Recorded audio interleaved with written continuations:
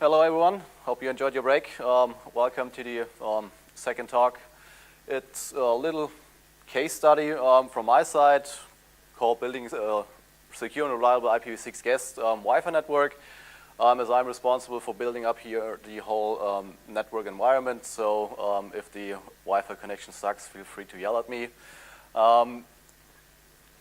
To the overall agenda, just to give you a quick overview, I will present, how does the actual network diagram look like, which components are we using here in this setup, and we have a dedicated monitoring infrastructure, which was set up by two colleagues of mine to get just some statistics about IPv4 and IPv6 usage. And as you may have noticed, we have a dedicated SSID where you have, where NAT64 is implemented. So an v6 only SSID with NAT64 to access IPv4 resources. I don't know, has anybody used it up until now? Did it work? Yeah? Wonderful. This is for me, a little laptop that I get thrown out at 10 seconds. Okay, that's it. Okay, that's interesting. Okay. Does it only happen for the NAT64 SSID? Okay, that's interesting. Have to double check that. So, okay, then let's start. For the overall network design, we have several floors here. Our core component, or our core router, is an ISR 1002, quite a beefy device, which could theoretically push up to 10 gig done in hardware. We are connected to a KBW, which is a local provider. We have connection with 900 megabits in theory. We were able to push, at least over the wired side, up to 800 megabits. But of course, unfortunately, over the wireless side, it's much slower, but it's just how it goes. We have, of course, here a wireless infrastructure. In total, we have placed 16 or 15 access points. We are using a centralized controller, the WLC from Cisco. It's a Cisco 2504. We have a dedicated network monitoring system, which you can access from the normal conference network. It has a DNS name, so when you are connected to the Troopers SSID, and just type in your browser netmon.troopers.de, you will find the statistics up until now. And of course, we have to have a separate DNS server, which is doing the DNS64 stuff for the v6 only SSID. And this DNS64 server gets to the clients over DHCP v6 and as an option in the router advertisements, so that all clients get the appropriate DNS server who is doing the translation between IPv6 and IPv4 in regards to DNS records. So, yeah, this is our core router. We have a core switch, which is not here, and then we have fiber uplinks to every floor where we have a separate distribution switch, where the access points and all workshop switches are connected, which is basically a huge improvement compared to the last years, because in the last years it was quite an ugly network design, because we had to use a dedicated VLAN from the network infrastructure here in place on the PMA and for the uplink to the different floors. So we didn't have any dedicated fiber lines, which got changed, I think, beginning in 2015. And so now we were able to have a dedicated fiber link from our core switch to the floor distribution switches. As you see, we have a couple of SSIDs here on the normal conference. SSID, fully dual stacked, IPv4 and IPv6. We have an v6 only SSID with NAT64. And of course, we have a separate SSID, which is just used for management purposes, so that I'm able to access all the devices in case something burns down, which isn't, hopefully, not accessible from the normal conference network. I tried to verify it, but you shouldn't be able to reach any administrative interfaces from this SSID, hopefully. But when you see something, please tell me so that I can fix it. Yeah, this is the overall setup, and some general rules when you're building conference Wi-Fi networks. The network is primarily radios and only secondary digitals. The other problem we have is that the 2.4 gigahertz band is shared with other equipments, Bluetooth, cordless phone, cordless microphones, and so on. So you have quite a lot of interference when you're using the 2.4 gigahertz band. And you should, of course, have a look, okay, where are potential interferences, and this venue is quite challenging in finding all these interferences. I've had a look at our WLC, and he was telling me, well, yes, here in this venue he has seen in total 124 separate access points who are sending out different SSIDs. This is just an excerpt from the WLC, and I tried to unplug every access point which does not belong to us, which I could find here in the venue, but unfortunately they are hiding somewhere where I cannot find them. So depending on the area, there is quite some interference, which I unfortunately can't do anything about it, but we have just to deal with it. So it could be that the Wi-Fi connection may be degraded in some areas, but hopefully it works reliable. Up until now, I haven't heard any complaints. You are the first one, at least for the V6 only SSID, and no news is good news. So I hope and I suppose that everything is working as expected. Yeah, because the 2.4 gigahertz band is shared, one should encourage the use of the 5 gigahertz channels and try to turn down the power for the 2.4 gigahertz band, just to allow for more access points without overlapping footprints. And of course, you should run a central DHCP server so that the access points just act as a bridge for mobile devices and makes life easier in terms of roaming from one access point to another, because you do not have to get another IPv4 or IPv6 address. You just can roam seamlessly, hopefully, from one access point to another, so here through the venue, to have a constant connectivity. One other thing one should note, you should, as long as it is feasible, disable slow speeds, because the reason for that is that the beacons are sent at the lowest rate, or the lowest supported rate, which means they are using more airtime per beacon which they have to send just because of the lower speed. And with hundreds or thousands of users, you should implement some mechanisms to limit the bandwidth someone can consume by means of ACLs, quality of service, or a centralized proxy server. But I haven't implemented any quality of service in this network here, so everyone is free to use the bandwidth he can get. And interestingly, I've had a look yesterday in our monitoring solution. Actually, we have two, which I will present in a couple of minutes. And what would you guess would be the top application used in this conference environment in the course of yesterday? What would you guess? Nope, not Skype. No, it's not HTTP. It's another application. Nope. Famous application for file sharing. Torrents. Exactly. So over the course of yesterday, as I had a look at the stats yesterday evening, so the 70% of the whole traffic yesterday was only BitTorrents consumed by two entities or two endpoints. So I think they were just constantly downloading over BitTorrent. I think they were just downloading some Linux distributions or a Kali Linux or whatever. But BitTorrent consumed 70% of the overall bandwidth yesterday.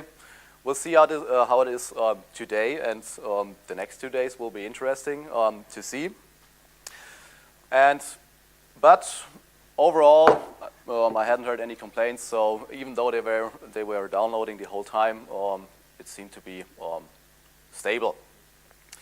Yeah. So just to give you a quick introduction to the network devices, I already mentioned an ASR 1002. Luckily, as my boss Enno is an old networking geek. He has a fable for big networking hardware, and so he bought a used ASR a couple of years ago on eBay for not that much money, and we are using this as our core router, but the router itself, from a utilization point of view, is more or less bored because he can potentially push up to 10 gig routed traffic in hardware, but the interface utilization dumps around or peaks at around 2% or something like that. So he's more or less idling, but the bigger the box, the better it is. So we are using this as our core router connecting to the service provider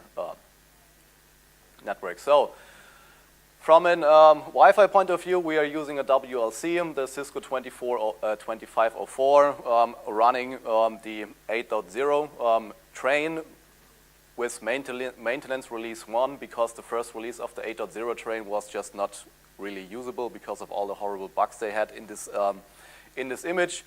But I talked to Andriy Yuchenko, who's working for Cisco, because I was attending Cisco Live in Milan this year. And I asked him, okay, which version were you running? And they were running exactly this version. So when this version is enough for 5,000 people, it should be sufficient for this environment.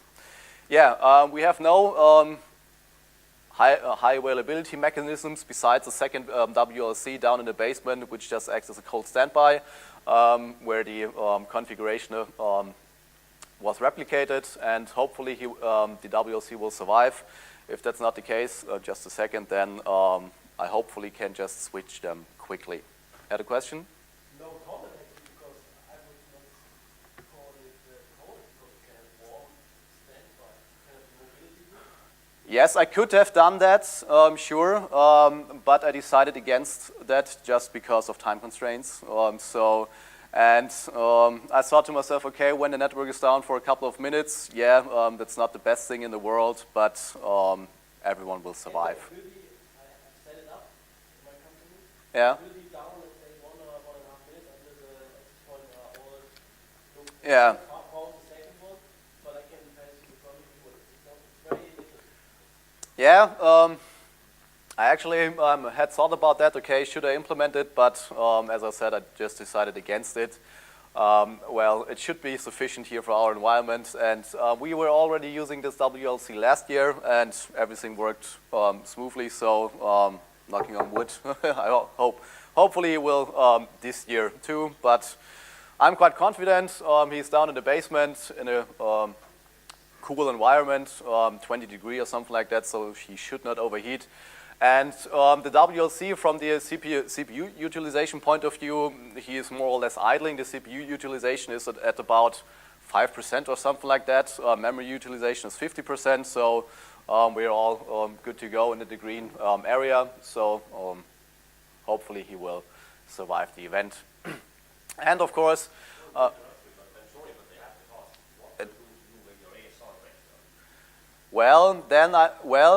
that's actually a good question. So the first consequence would be there would be no v6 only SID anymore because we implemented NAT64 on the ASR, and it's the only box we have in our stock which supports NAT64. I would replace it with a Cisco 2921, which should be sufficient and which is already downstairs. But it would have the consequence that at least the v6 only SID would not work anymore because we didn't have any NAT64 capable device. Yeah, I have some backups, so of course it would result in a short outage, definitely. But I would be able, when I'm not actually talking, I mean when it now breaks down, then it could be a little bit worse. But besides that, we could recover pretty fast, I suppose. But hopefully I don't have to run down in the basement and have to do that. And I'm quite confident, as the ASR is more or less a service provider based box, so he should survive it. And but you never know. Maybe hardware, you had a hardware fault, and then you're not, you're out of luck.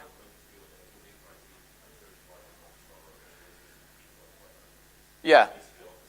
Yeah, actually you're right, but I have my hopes in this box that he will survive. He survived the transport from the USA to here. Interestingly, as we received the box, the first thing I'm doing is, okay, are there any configurations left from this box? And there was. The American-based service provider forgot to erase the configuration, and so we were able to extract the complete configuration from the American-based service provider which this device was using. And interestingly, we wanted to buy a support contract, so just that we can download the images. And then our Cisco reseller said, well, yeah, you can't do that now because this box is still under contract up until 6 or 12 months later. So sorry, but you have to wait until the actual support contract runs out. But that's just as a side note. Yeah, then we have a couple of access points deployed, mainly in Cisco 1242, a little bit older models, and the Cisco 1602 with external antennas placed here around the venue. As I said, in total 15 access points. We have a couple of spare left in case an access point dies for whatever reason. But this is the overall setup. And then, as I already said, we have our dedicated monitoring infrastructure, which was, as I already said, implemented by two colleagues of mine. I was just responsible for configuring or for doing the SNMP-v3 configuration. They did all the hard work. One is actually sitting here. It's Pascal, who was mainly responsible for coding all that stuff, because I'm not a coder, I'm a networker. I don't have any clue about coding. So I just configured the SNMP access for him, and he did all the other work. So our goal was just to give you an overview of the actual traffic values, which we're using here in the venue, split into IPv4 and IPv6. How many clients do we have in total? How many clients are connected to each band?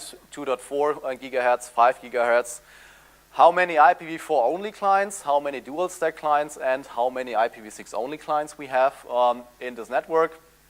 And as I said, the Wi-Fi usage in general. And as I've already said, you can access this box from the normal conference network.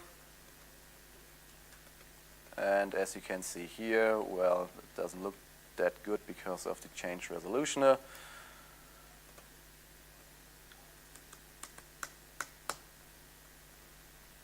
So hopefully it should adjust. Yeah, this looks better.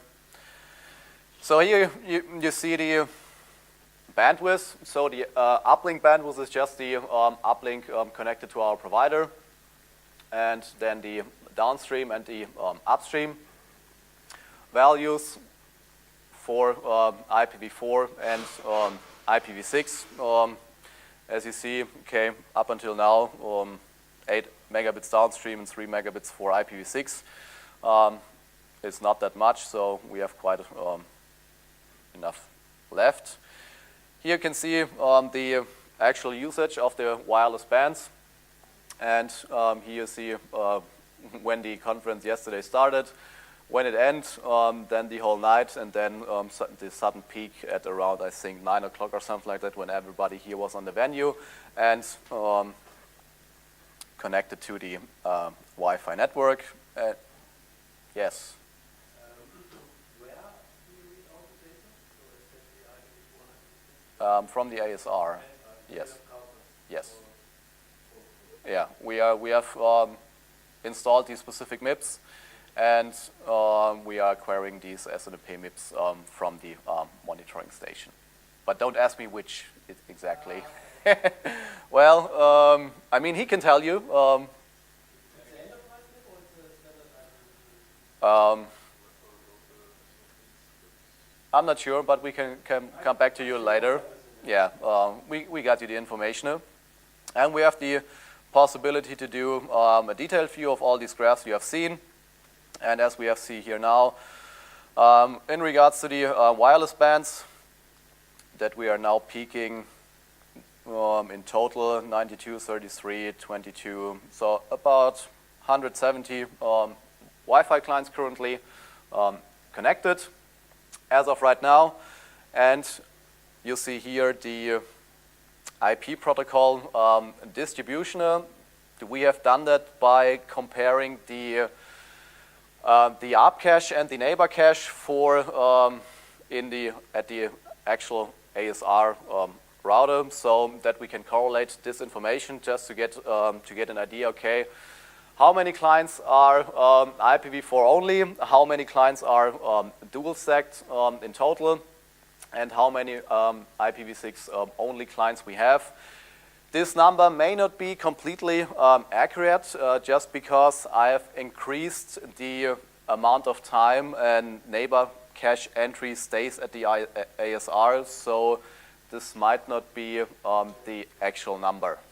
And you actually see it because these are stacked graphs. The brown one is IPv6 only, and you see that the dual stack is decreasing, and at the same time the IPv6 only is increasing. This is because the MAC address is staying in the neighbor. Yeah, in the neighbor cache for longer than the entries in the ARP cache for IPv4, because I've tuned the amount of time the entries stay in the neighbor cache just to reduce the neighbor discovery induced chatter. That is the reasoning for that. Yeah, and then the NAT64 clients, as I said, basic behavior, it just counts the amount of neighbor cache entries for this specific SSID or for this specific network segment to get an idea or to get the number of neighbor cache entries which are currently stored on the ASR. Besides the NAT1, we have a separate or an additional monitoring, I would call it. It's the Cisco Prime Infrastructure application from Cisco. Luckily, there's a trial version available because it's reassuringly expensive to buy this application. The only reason, as you can see, he also says, yeah, well, your license expires in 56 days. Yeah, that's fine for me. The only reason I've set up this because Andrei Yuchenko from Cisco is doing some research in regards to client behavior in wireless and conference networks. And I talked to him on the Cisco Live event, and I told him, yeah, okay, we can set this up for our conference network, and we can provide you the data so that he can do his analysis and his research. In regards to this, as we can see here, I have implemented or integrated all relevant devices. This figure here down is a little bit misleading. As you can see, the top-end memory utilization for these floor distribution switches seems to be quite high, but the only reason is during the SNMP polling over SNMP v3, the CPU spikes and then gets displayed here. So the actual CPU usage of these devices is quite lower than displayed here. And we have this for the wired network and, of course, for the wireless network. So, but it seems that this application does not work very well for this resolution. Just let me quickly reconnect. Hopefully, it will get adjusted, but I'm not so sure about that.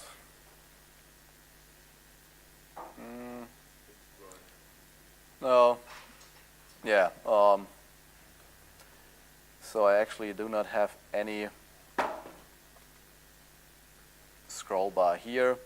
But as you can see here, from from our gateway.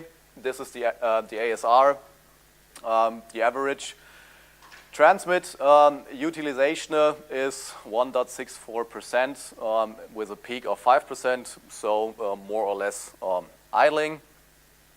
And we have, of course, unfortunately, I can't show you because I don't scroll bar. Interface errors look good so far. Yeah, yeah, thanks. Can you read it? Or is it readable? I'm more or less having a hard time now reading it, but in any case.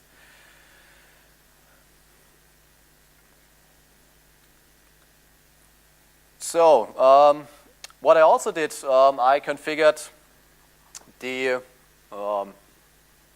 N-bar protocol, the network-based application recognition on the ASR, just to get an idea, okay, which clients are using which protocol over the ASR and are communicating with the outside world for the past 6 hours. And, well, interesting. I don't think that this is correct. 60 terabytes? No. I don't know how Prime gets to these values, but 60 terabytes is it's not feasible. And that this client here is using 50 gigs a second, well, that's this can't be correct. For whatever reason, I don't know how the ASR or how Prime gets this info, but it's actually not true at all.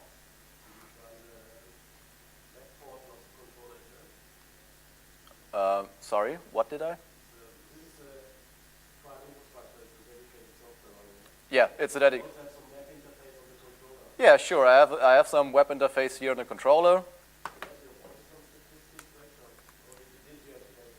I didn't activate it on the WLC, but I included the WLC here in the Prime. So and as all applications at least go over the ASR, I just thought, okay, it would be sufficient to include it here, but for whatever reason, well, to be totally honest, it's the first time I have configured and installed it, so I have to have a look, okay, where do I find all these nice and shiny graphs. So here we can actually see the client count by association and authentication.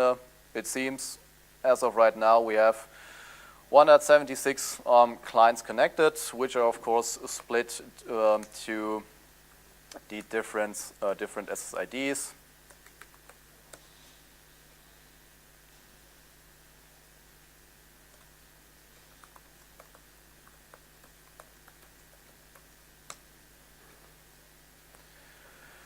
Yeah, okay, at least this number is correct, as we can see here in the upper.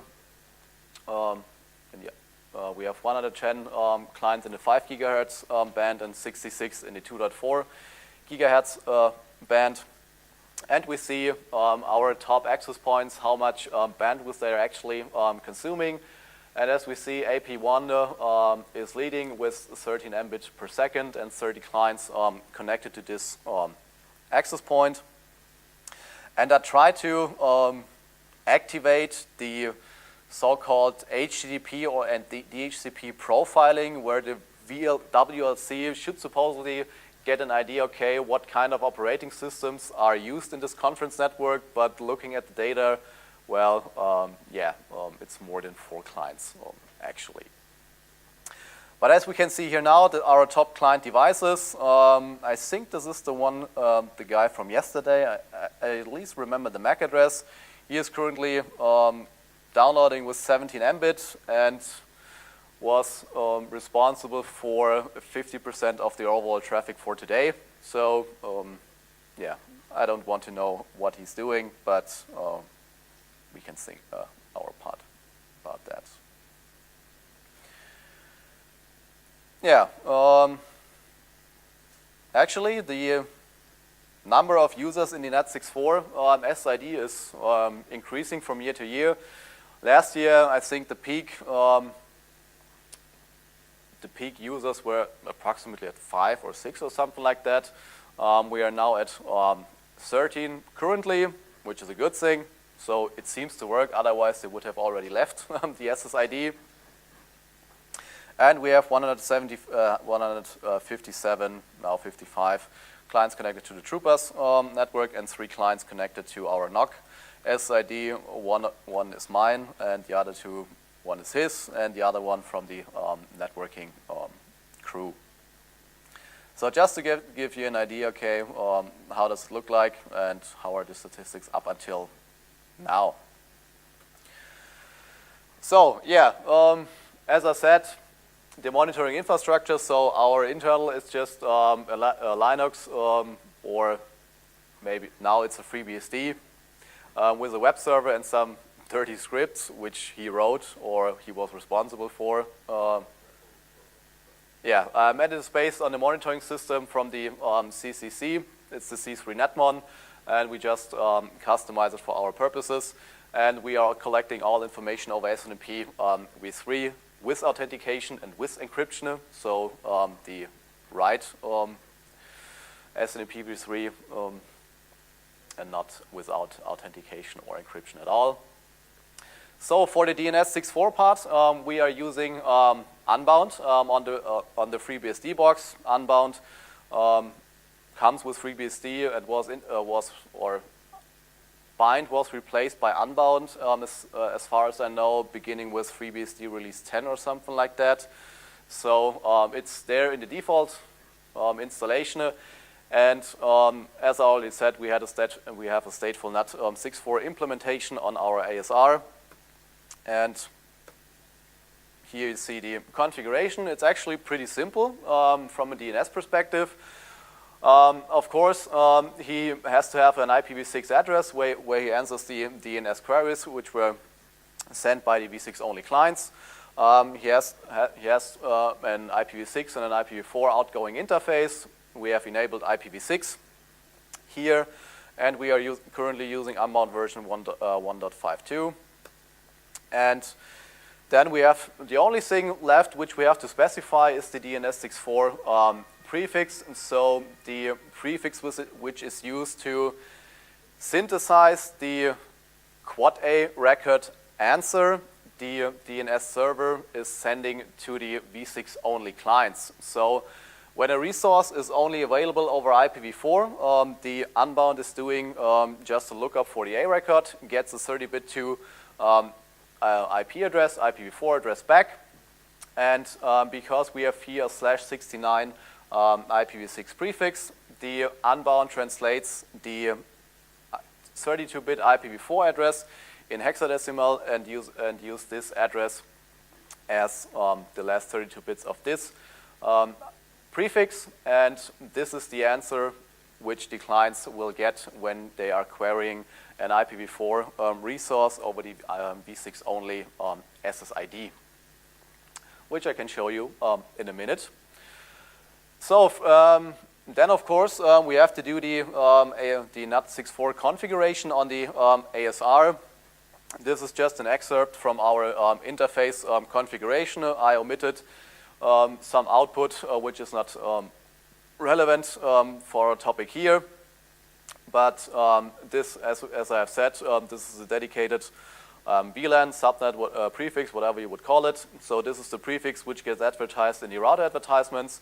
And I am pushing the DNS server address, so the Unbound, over router advertisements and over DHCP v6, just to ensure that clients who do not understand this option, mainly Windows clients, get the DNS server over the DHCP v6 server, or other operating systems which do not support DHCP v6, like Android, get the DNS server information over the router advertisements.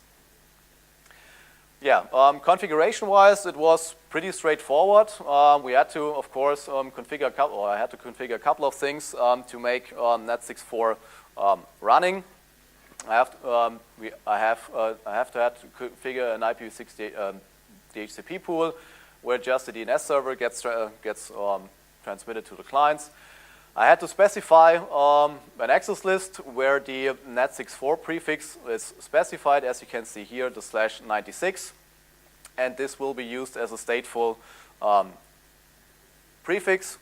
And as a next step, I had to configure an IPv4 pool because the IPv6 packets sent from the clients have to be translated to IPv4 on the ASR, and so they had to use an IPv4 address pool, which I configured here, and then I had to bundle all these previous configuration with this command to ensure that NAT64 is up and running. Interestingly, on Sunday evening, Saturday evening at 11 o'clock or something like that, I had a couple of issues getting this thing running for whatever reason, but I haven't changed anything and it magically started to work. I don't know what happened at all, but it's working and that's all that counts. And here's just an excerpt from some basic connectivity tests. This URL is IPv6, IPv4 only. And as you can see, when I'm trying to ping this DNS name, I get an IPv6 address. This address, as we can see here, this is the DNS64 and the NAT64 prefix. And the last 32 bits are the IPv4 address, or is the IPv4 address represented in hexadecimal notation.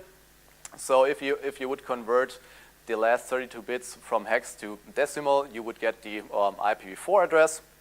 And as you can see, I at least get an answer from the system. And then pinging in a URL or a DNS name, which is natively reachable over IPv6. As we can see, it's just normal IPv6 operation. So in this case, it was completely translated from v6 to v4 and back. And here it just was just plain IPv6 routing and quad A lookup for an IPv6 resource. Yeah, some statistics from yesterday evening in regards to the actual translation. This is just an excerpt, as you can see, from the show NAT64 statistics from the ASR box, which I did yesterday evening. And as we can see, okay, there are quite some packets translated, which is a good thing. So that means more people are using this SSID. So, and in total, the device had translated 8,894,681 packets from IPv6 to IPv4. It dropped some packets for whatever reason, and it translated more packets from IPv4 to IPv6, as you can see in these statistics. So, coming back to some specifics of IPv6 in Wi-Fi network. As we all know, IPv6 heavily relies on MultiGas-based packets. And in the wired network, this may not be such a big problem, but in wireless networks, this can result in a lot of problems because of just wasted airtime, because all these MultiGas-based packets have to be replicated to all wireless clients, and when the access point is transmitting the MultiGas-based packets, he blocks the radio, and it has to wait until the transmission is over. As we know, the Wi-Fi is just a shared half-duplex environment. One station transmits, all others must be silent, and a multicast or broadcast transmission from an access point is physically transmitted to all Wi-Fi clients, and during that time, no other node can use the wireless connection until the transmission is over, and it basically behaves more or less like an Ethernet hub. So this poses interesting problems, at least in terms of scalability. So when you have a lot of clients sitting on the wired side and on the wireless side, when they're all doing their fancy multicast-based neighbor discovery stuff or router discovery stuff, it gets pretty chatty in regards to multicast traffic specifically here in the IPv6 world. So, and when a client boots, he has to do duplicate address detection, for which he is using the solicited node multicast address. He is sending router solicitations, which are sent to the link local all nodes multicast group. Router advertisements are sent typically to the link local all nodes multicast group. One multicast route advertisement every router advertisement interval, and one solicited route advertisement per host joining the network. And of course, we have all this neighbor discovery stuff. So neighbor solicitations are mostly performed over multicast-based mechanisms. Neighbor advertisements are mostly unicast-based. So all these features of IPv6 can generate a lot of multicast-based traffic, and if there are no measures, I would call it, on the Wi-Fi side to reduce this chatter, this wastes quite a lot of airtime, which degrades the overall performance of your Wi-Fi network. Yeah, and the problem is different wireless clients may use different transmissions, encodings, and data rates, and the lower rate effectively locks the medium for a longer time per bit, because the access point just needs longer to transmit a specific packet when it is sending with a lower transmission rate. Yeah, and the access point is constrained to transmit all multicast and broadcast-based frames at the lowest rate possible. So when I have YN 802.11n clients and I have one 802.11b client, he has to use the rate of the 802.11b client to ensure that he will also receive this, these packets, which is a problem. So in general, when you at least can control the endpoints, it may be beneficial to completely deactivate the 802.11.b, which I have deactivated some speeds, so the lowest speed possible, which has to be mandatory supported, is 11 Mbit. I could go down higher, but I wasn't sure if this does not cause any problems with some clients. So when a client wants to join here in this network, he has to support at least 11 Mbit, and every rate lower than that, 1 Mbit, 2, and 6, are completely deactivated. Yes?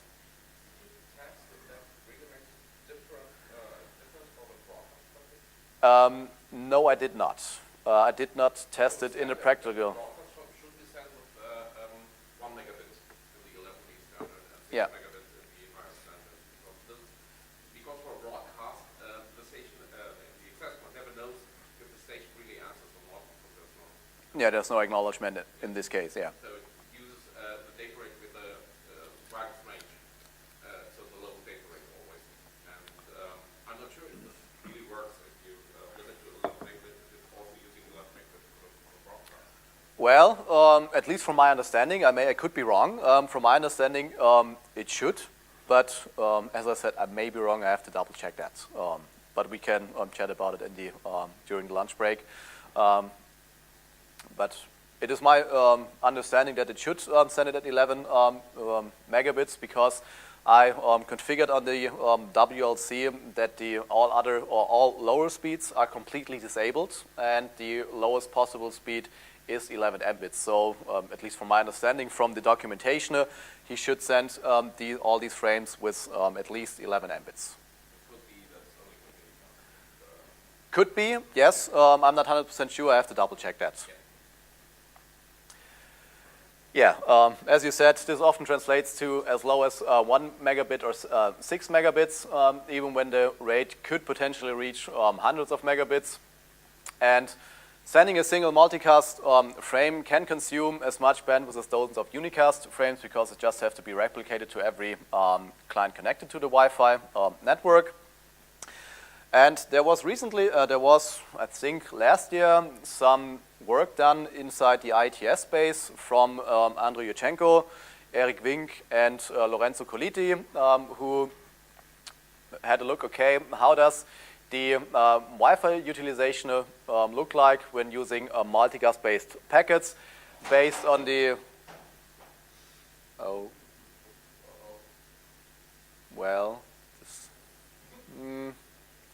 just give me a second. Ja, kannst du mal, danke. Yeah, so they did a little bit of research, okay, based on the lowest and highest Wi-Fi rate and the percentage of multicast-based frames on in this wireless network, how much utilization is done by multicast in the Wi-Fi environment, and as we can see here, it rapidly grows as soon as the percentage of the multicast-based frames increases. And if you're interested in more details, these I can, at the end of the slides, there are the references to the work these people have done in the IETF, where they have released a draft, I think, where they are explaining about all of that. Yeah, another problem is that we do not have any acknowledgement mechanisms in Wi-Fi networks, so that means frames can be missed, and the neighbor discovery protocol does not take a packet loss into account, at least not up until now. This could potentially have a negative impact in regards to duplicate address detection. So when a client is configuring his IPv6 address, he is sending the neighbor solicitation to verify the uniqueness, and the packets get lost. He does not get an answer. When a second station has this IPv6 address, and this could, of course, then cause an issue because two clients having the same IPv6 address, which is quite unlikely, but it could happen. And the basic problem is that the neighbor discovery protocol up until now does not take packet loss into account. Yeah, and you have to account for a specific error rate in the Wi-Fi networks, and assuming an error rate of 8% for a corrupted frame is an 8% chance of losing a complete frame, which then translates to a 60% chance of not detecting a duplicate address, which could result in problems, but does not necessarily have to. Yeah, another problem specific to Wi-Fi networks, sleeping hosts. When a host wakes up, then of course he sends a multicast-based router solicitation. This triggers a router advertisement message from all adjacent routers. He's doing the duplicate address detection for its link local address, transmitting to multicast neighbor solicitations, and all these packets are repeated by the access point to all other Wi-Fi clients. So that means when there are several clients sleeping, they have to wake up because they have to process the multicast-based package, which of course then drains the battery of this device. Yeah, and as I said, all these multicast-based packets have to get broadcasted or transmitted to all wireless clients, if not optimized, which should be done to in order to minimize the airtime which is used for this stuff. And the same behavior, of course, for per every global address. So we have 6 Wi-Fi broadcast packets plus the unicast reply for each wake up of the device, of one device. So this, of course, then scales up because the other devices have to wake up and at least process all the multicast-based packets. And here's just another example, the multicast Wi-Fi usage by sleeping devices. So when they wake up, how much bandwidth do they actually consume and how much multicast bits are transmitted per second when they wake up based on a different number of clients with a specific wake up cycle. So we have here 100 Wi-Fi clients, 1,000, 5,000.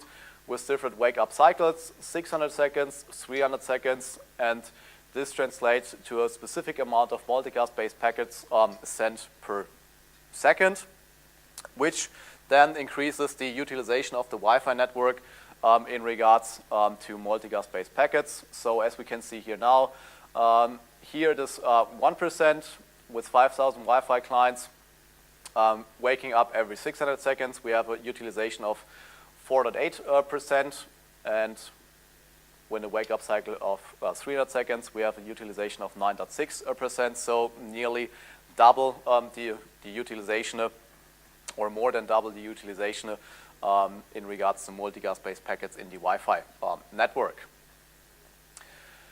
Yeah, and as I already said, we have, of course, quite a lot of low-power Wi-Fi clients. To save their batteries, they go into radio sleep mode.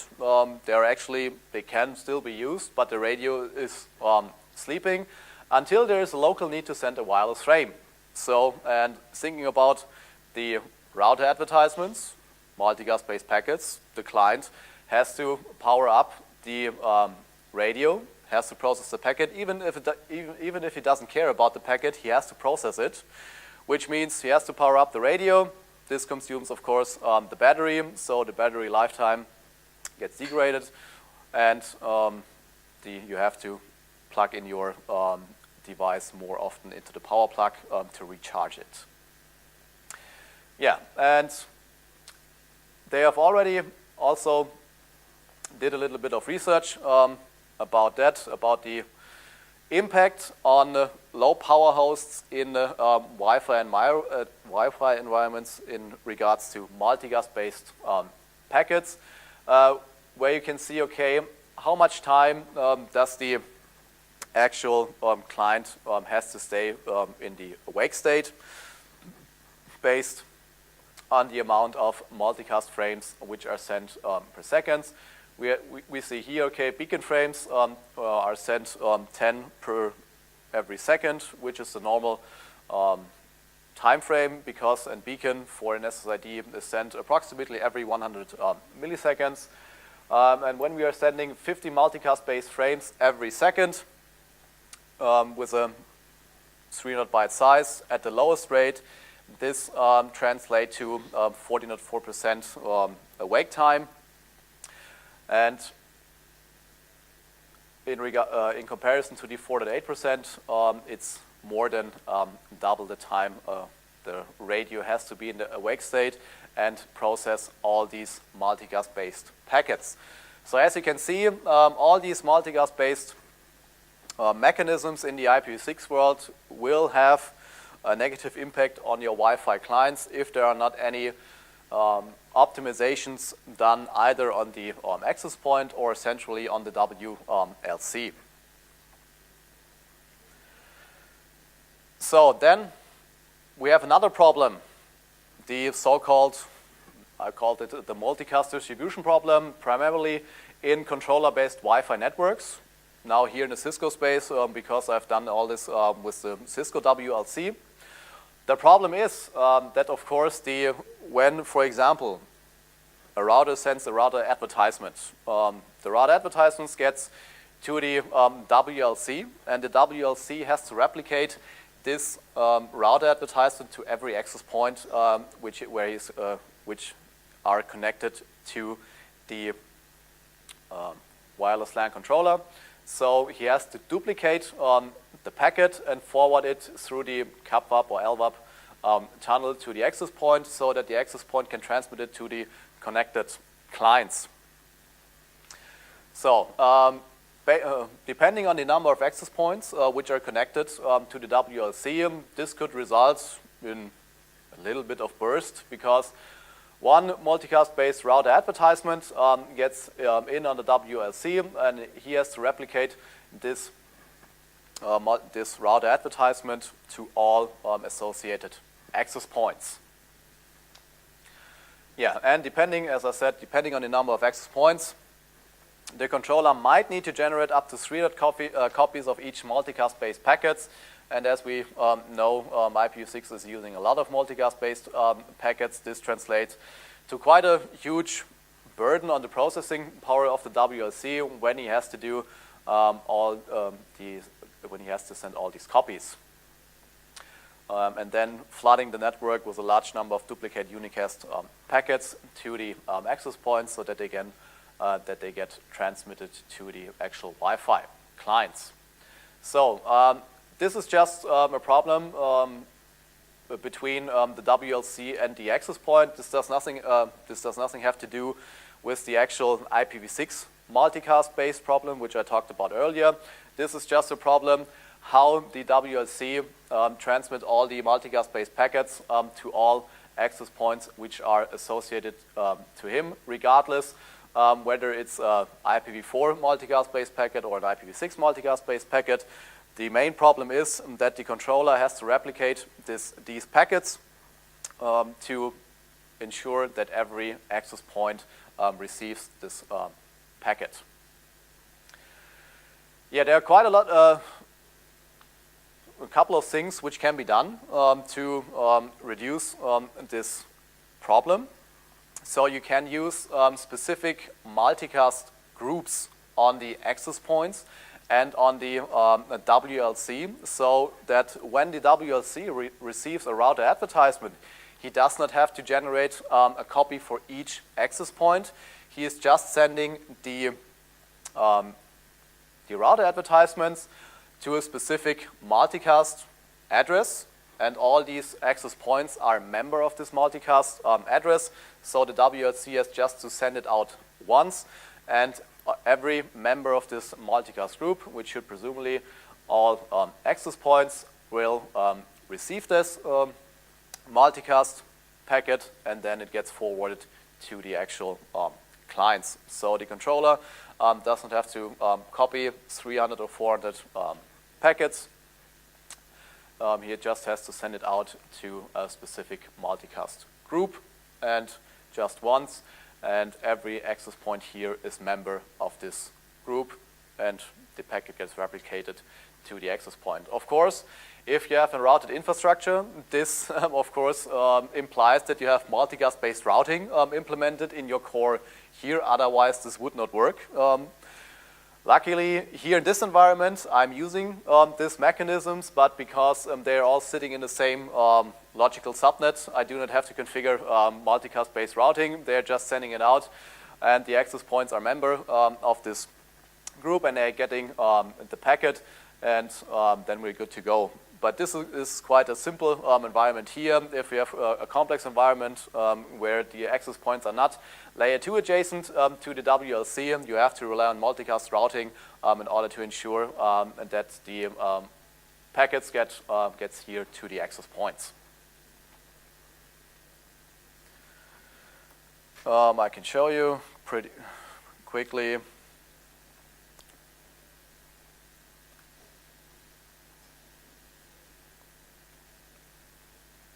Yeah, as you can see here, in these two, the AP multicast mode and the IPv6 multicast mode, so the 8.0 train has more IPv6 capabilities than the 7 train, than the 7.6 train. So, and as you can see here, I'm using an IPv4 multicast address as well as an IPv6 multicast group, which gets used to replicate the multicast-based packets the WLC receives to send them to the access points, so that the WLC does not have to copy all the multicast-based packets to unicast to send it to all access points. And interestingly, the CAPMAP, so the tunnel establishment between the access point and the WLC, can, in the 8.0 train, can be realized over IPv6, but to be fair, I wasn't brave enough to test it. So I just relied, at least for the CAPMAP tunnel, so the communication between the access point and the actual controller is still realized over IPv4, as we can see here. But in theory, it should work with IPv6 as well. Of course, you have to provide DHCP v6 server for address assignment that the access points get their address. And of course, you have to provide the DHCP options so that the access points find the controller. this is mandatory, of course, but it should work. But in all honesty, due to time constraints, I really would like to have it over IPv6, but due to time constraints, I just wasn't able to test it and verify that it works as expected. So I just did the IPv4, or just have gone to the IPv4 route. Yeah, and as you can also see here, the WLC also supports link aggregation. Unfortunately, only static, so no LACP or no PAGP when you're using Cisco proprietary stuff. Just static port channels, as the WLC has 4 ports or more, but I have bundled 4 of these gigabit ports to one port channel on the WLC side and on the core switch side, just to distribute the load between different physical interfaces, so that not all has to go through one interface from the WLC to the wired infrastructure, just to prevent that there may be some bottlenecks. But based on the bandwidth which is used here, 1 would be sufficient. But I just configured 4 in the link aggregation group. Yeah, we already talked about this. This does not also only apply to IPv6. This applies to all MultiGas-based packets which are transmitted on the wired side. For example, when you're using a first-hop redundancy protocol, for example HSRP, they are sending their hello packets to a specific multicast group, and of course this has to be transmitted as well to all these clients. So this could seriously degrade the Wi-Fi throughput for clients when you're using something like milliseconds hello timers, when you want to have a failover time of less than 1 second. So without any optimization, this could severely degrade your Wi-Fi performance. So coming back to the IPv6 specifics, what can we actually do to reduce the chattiness of IPv6 in Wi-Fi networks? There are actually very good presentations from Andrew Yurchenko from Cisco, which he is doing on every Cisco Live event, where he's exactly talking about that. And I stole some configuration from him, and he's a very smart guy in regards to IPv6 and Wi-Fi networks. As we know, neighbor discovery process is all based on multicast-based packets, and the controller acts as a so-called proxy. So when I'm sending a multicast-based neighbor solicitation, and the controller already knows the client which I want to have the MAC address from, this multicast-based packet does not get replicated to all Wi-Fi clients.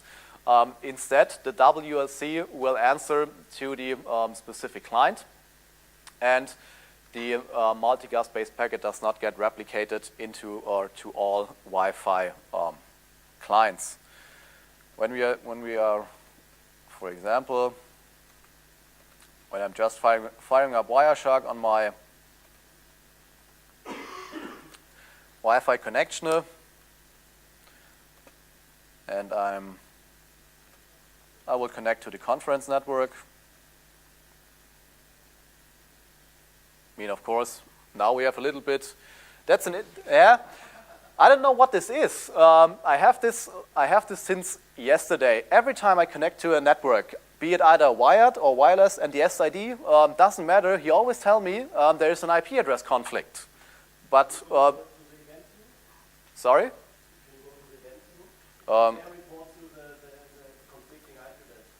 Okay.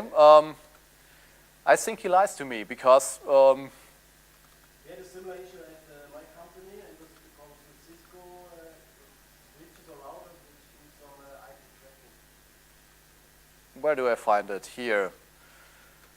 Yeah, that's an interesting one. The system detected an IP config for IP address : for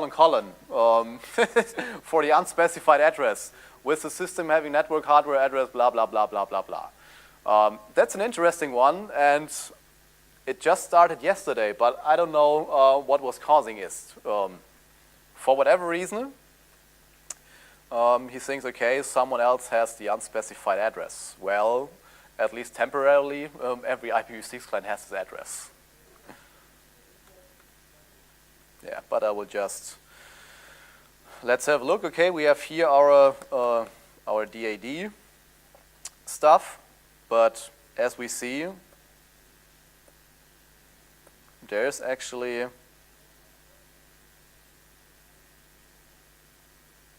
no answering for the DAD request. So for whatever reason, my Windows box thinks, okay, there is a duplicate IP address. So, but coming back to the Wireshark, we see, besides the initial traffic, by initializing the IPv6 stack or connecting to the SSID and doing some DNS magic, we see here, we don't see much here, so we don't see any multicast-based packets at all. I mean, of course, we had a little bit earlier, we had, of course, our route advertisements so that I get my IPv6 configuration correct. But besides that, and based on the fact that up until now there are more than 150 clients are connected to the TROOPERS Wi-Fi network, there should normally be more multicast-based noise than what we are seeing here. And the reason for that is simple. The WLC just does not forward this traffic to the Wi-Fi clients because he is acting as a proxy. Now we see here, okay, some application data, but this is just all unicast-based traffic and nothing multicast-based. So just connecting to the other SSIDs so that I can connect to the WLC to show you. Oh, well, maybe not. No, not to TROOPERS.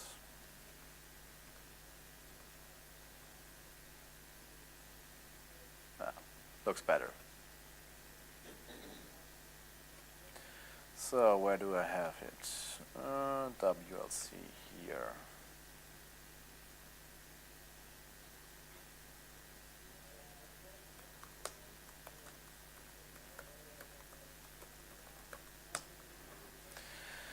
So, and when we have a look at the show IPv6 neighbor binding, just doing a quick summary, because of the resolution, it doesn't look very good. But what we see here, these are all the entries the WLC has in its neighbor binding cache for all the addresses on the Wi-Fi side he has seen. And when I'm sending a neighbor solicitation for one of the addresses the WLC already knows of, he does not forward this neighbor solicitation to all Wi-Fi clients. Instead, he will answer me, unicast-based, okay, this specific IPv6 address is reachable over MAC address Y. And as of right now, as we can see, we have a total of 405 entries in this neighbor binding table. And when an entry is not inside in this binding table, then of course the neighbor solicitation will get forwarded so that the WLC has a chance to see, okay, does this station actually, or is the station actually alive? When it's alive, he will insert an entry here in this neighbor binding, and as soon as another client tries to reach or does the neighbor resolution for this IP address, the WLC will answer and will not forward the multicast-based packet. And that's all the WLC magic he is doing. And you do not have to configure anything at all. That's just on by default, and it's doing this in the default configuration just to optimize the distribution of multicast-based packets in the Wi-Fi network.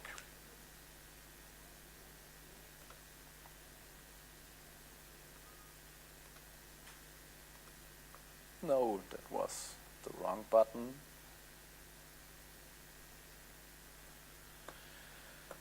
Yeah, so what else did I do? The WLC has a feature which is called RA throttling. When the router is sending periodically route advertisements, for example, every 3 or 4 seconds, and this multicast-based packet has to be transmitted to the actual or to the Wi-Fi clients. This, of course, results in quite a lot of wasted airtime because it gets replicated to all wireless clients. And to reduce that, the WLC has a so-called RA throttling, where you can achieve that a route advertisement is only sent to the wireless clients in a specific interval, and all other route advertisements the client, the WLC receives, just gets throttled and will not be forwarded to the actual Wi-Fi clients. Because as you have seen in the Wireshark trace, we have only seen one router advertisement, which was sent after I have sent the router solicitation. But the actual interval which I have configured on the interface on the router is 4 seconds. I have deliberately configured it very small, just to see, okay, does this feature work, so that I can troubleshoot a couple of things, because we had this weird issue on Saturday that the router, initially I had the interval set to 1,100 seconds, so every 30 minutes should be sufficient, because when a client comes up, he sends a router solicitation, the router answers, and all is good. But for whatever reason, the router did not respond to router solicitations. So that means IPv6 was not working, and to avoid this issue, and I hadn't had time to follow that up, I just reduced the interval to make sure, okay, that the clients get the their IPv6 configuration pretty quickly. Yeah, a couple of other things I have configured, as I initially said, inspired by Andrew Yurchenko. Thank you again for that. There are some specific parameters. On the gateway side, I have configured the router lifetime to 9,000 seconds, so that the actual that the information stored in the router advertisements is valid for 9,000 seconds.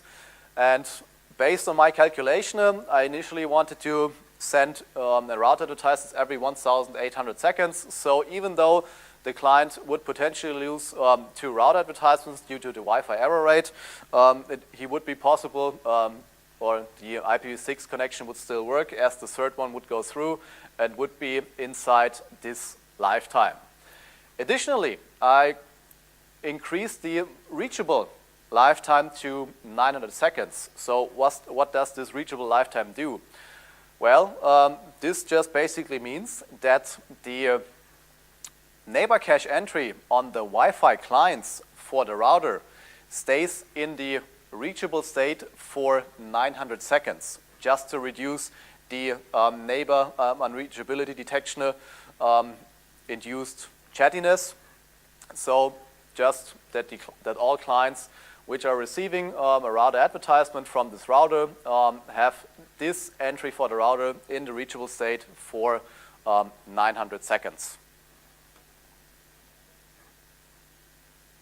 Yeah, and as you can see here, reachable timer, which is configured as milliseconds, and the lifetime, and lifetime of 9,000 seconds, and reachable time 900,000 milliseconds.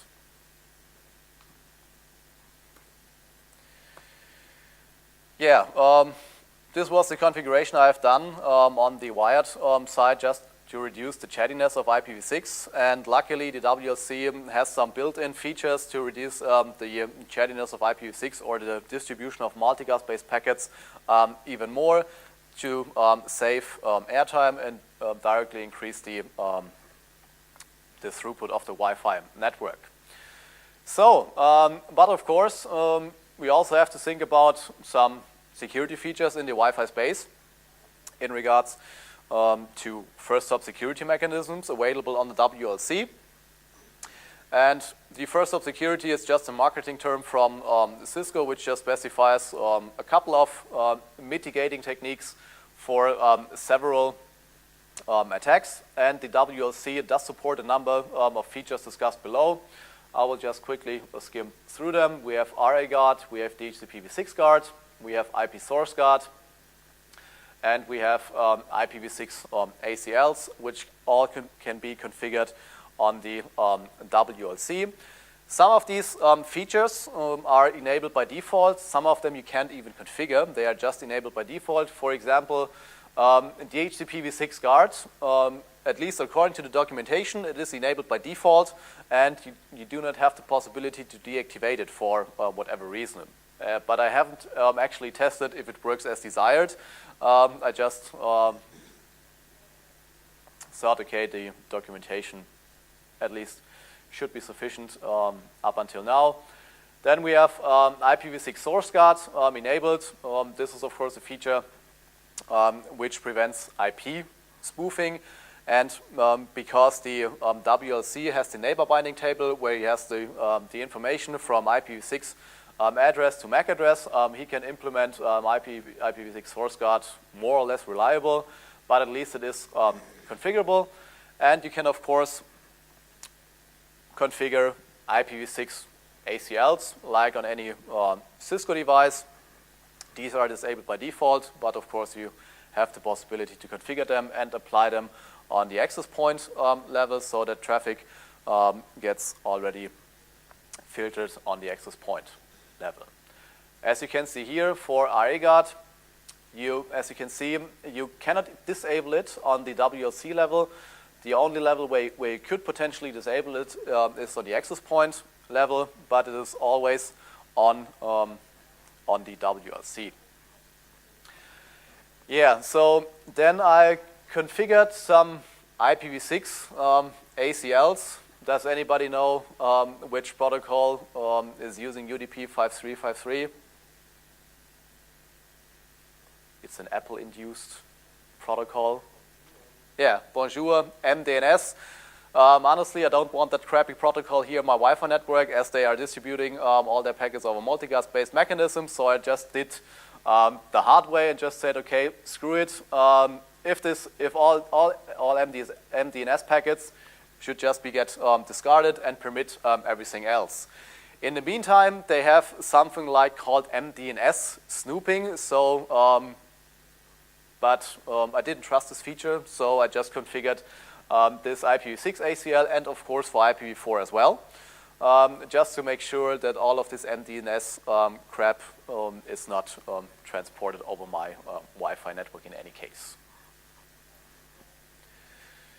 Yeah, and to the traffic and client statistics we have already seen before the at the beginning of the presentation. Yeah, and as I've already said, visited over the DNS name netmon.troopers.de, and as I already said, thanks Pascal and Raphael for setting this up. I have nothing to do with this besides the SNMP v3 configuration on the boxes, so all kudos to them. Yeah, and just to summarize, and given the nature of IPv6 link layer behavior, reducing the amount of chatter induced because of the multicast-based behavior must and should be taken care of just to increase the throughput of your Wi-Fi network. Luckily, these Wi-Fi controllers have some implicit mechanisms to reduce this multicast-based flooding, I would call it, to all the access points, or not the access points, the actual Wi-Fi clients. And at least the WLC supports quite a lot of FHS mechanisms, some of them which are enabled in the default state. Yes, and as I've already said, here are the references to the draft versions from Andrei Yurchenko and Eric Wink and Lorenzo Coliti, where they had a look at, okay, why network layer multicast is not always efficient at the data link layer, especially in the Wi-Fi networks, and reducing multicast in IPv6 neighbor discovery, especially for Wi-Fi networks because there it is more of a problem than in the wired network. Yeah, so that's from my side. Any questions or anything you want to know about the network or anything?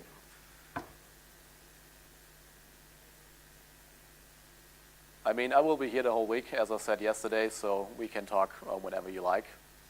So regarding the paragraph, it was the simple route advertising, but if you split it into several packets. In fragments? So does he only forward the first fragment, or does he also forward the fragment where the upper layer protocol information is stored? The second one, okay. Well, that's unfortunate, but honestly, it was kind of expected. Well, so then, thank you very much for your attention, and enjoy lunch.